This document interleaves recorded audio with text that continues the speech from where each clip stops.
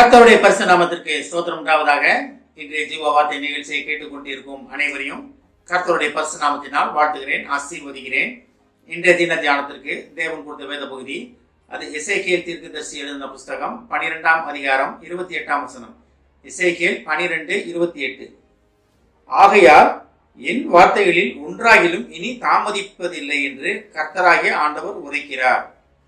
நான் சொன்ன வார்த்தை நிறைவேறும் என்று கர்த்தராகிய ஆண்டவர் உரைக்கிறார் என்று அவர்களோட சொல் என்றார்.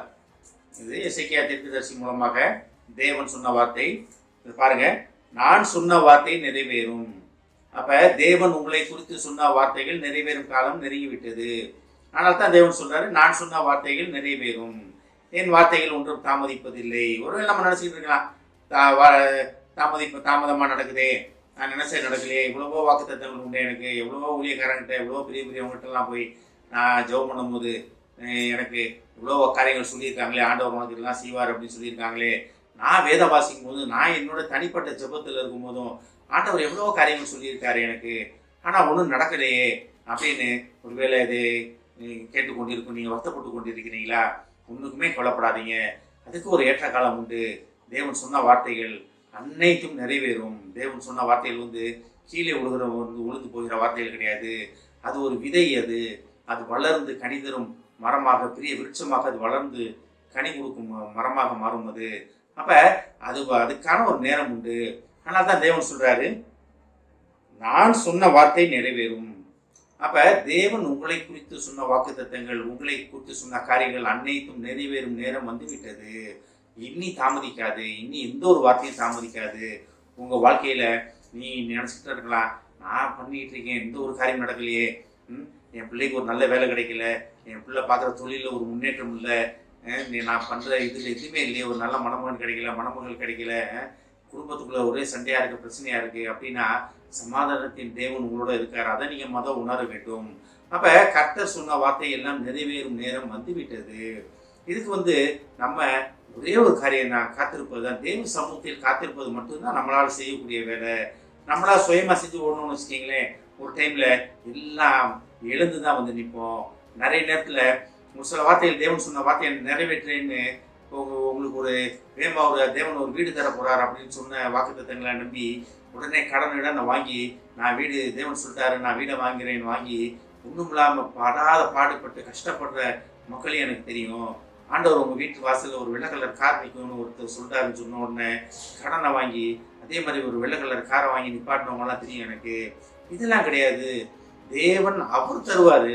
அவருக்கு ஒரு நேரம் உண்டு. வாக்குத்தத்தங்கள் நிறைவேறுவதற்காகவே சொல்லப்படுகிறது. தீர்க்க தரிசனங்கள் எல்லாம் வாழ்க்கையில் நிறைவேறுவதற்காக சொல்லப்படுகிறது.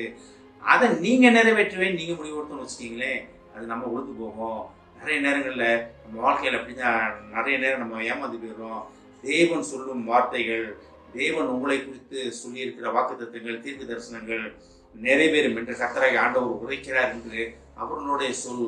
அப்ப இதை கேட்டுக்கொண்டிருக்கும் விசுவாசிகளே, இதை கேட்டுக்கொண்டிருக்கும் தேவ பிள்ளைகளே, வாழ்க்கையில் எனக்கு ஒண்ணுமே நடக்கலையே, இன்னும் நல்ல காரியமே நடக்கலையே அப்படின்னு நினைச்சிட்டு இருக்கீங்களா? தேவன் உங்களை குறித்து சொன்ன நல்ல வார்த்தைகள் அனைத்தும், நல்ல விசேஷங்கள் அனைத்தும் நிறைவேறும் நேரம் நெருங்கி விட்டது. நீ எதுக்கும் கவலைப்பட வேணாம். உன்னில் தேவ சமூகத்தில் மட்டும் அமர்ந்துருங்க. தேவனே, நீங்க பாத்துக்கீங்க ஆண்டவரே, நீங்க தானே சொன்னீங்க, நீங்க தானே ஆண்டவரே சொன்னீங்க, எனக்கு இதெல்லாம் செய்வேன்னு சொன்னீங்களா ஆண்டவரே, நான் காத்திருக்கேன் ஆண்டவரே, நீங்க என்னுடைய வழிகளை சரிப்படுத்துங்க ஆண்டவரே, நான் என்ன செய்யணுமோ அதை நீங்க எனக்கு சொல்லிக் கொடுங்க ஆண்டவரே, நீங்க சொன்ன வார்த்தைகள் ஒன்றும் தவறி போகாது, நான் அறிவேன் ஆண்டவரே, நிறைவேறும் காலம் நெருங்கிவிட்டது என்பதை உணர்ந்து கொண்டேன் ஆண்டவரே, நீ சொன்ன வார்த்தை எதுவுமே வீணாகாது என்பதை அறிந்து கொண்டேன் ஆண்டவரேன்ட்டு தேவன்கிட்ட பேசிக்கொண்டே இருப்போம். தேவன் சொன்ன வார்த்தைகள், தேவன் உங்களை குறித்து சொன்ன நல் விசேஷங்கள், நல்ல வார்த்தைகள் அனைத்தும் நிறைவேறும் காலம் நெருங்கிவிட்டது. இதை மட்டும் நம்ம விசுவாசித்து தேவனுடைய சேருவதற்காக தேவன் நம்மளை அழைக்கிறார். ஆமென். ஜெபிப்போம்.